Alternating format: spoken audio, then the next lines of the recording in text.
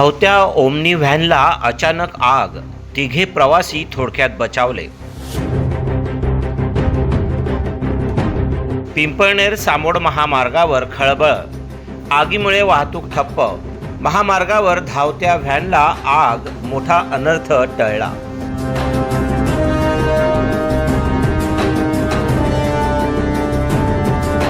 पिंपळनेर धुळे जिल्ह्यातील पिंपळनेर सामोडा महामार्गावर आज सकाळी सुमारे 11 वाजण्याच्या सुमारास धावत्या ओमनी व्हॅनला अचानक आग लागल्याने परिसरात एकच खळबळ उडाली आहे।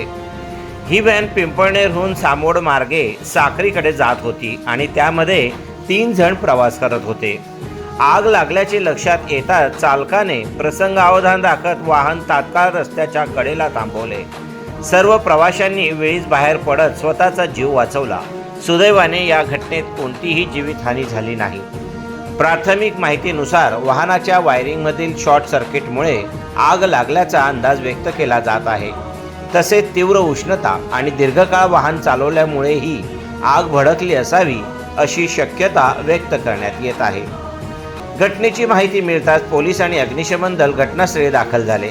अग्निशमन दलाने तत्काळ आगीवर नियंत्रण मिळवले। या घटनेमुळे काही काळ महामार्गावरील वाहतूक ठप्प झाली होती।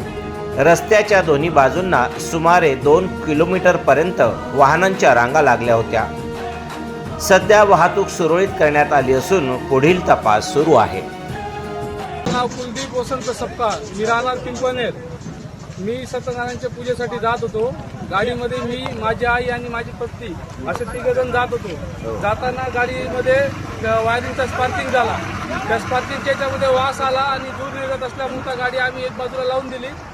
गाडी बाजूला लावल्यानंतर गाडीची बॅटरीची वायर काढली। वायर काढल्यानंतर आजूबाजूची ट्रॅफिक थांबवली आणि तोपर्यंत गाडीने मोठा पेट घेतला होता। पण तोपर्यंत पोलिसही येऊ लागले आणि अग्निशामकवाले आले आणि गाडीच्या जे जाळ येतो थांबवण्यात आला आणि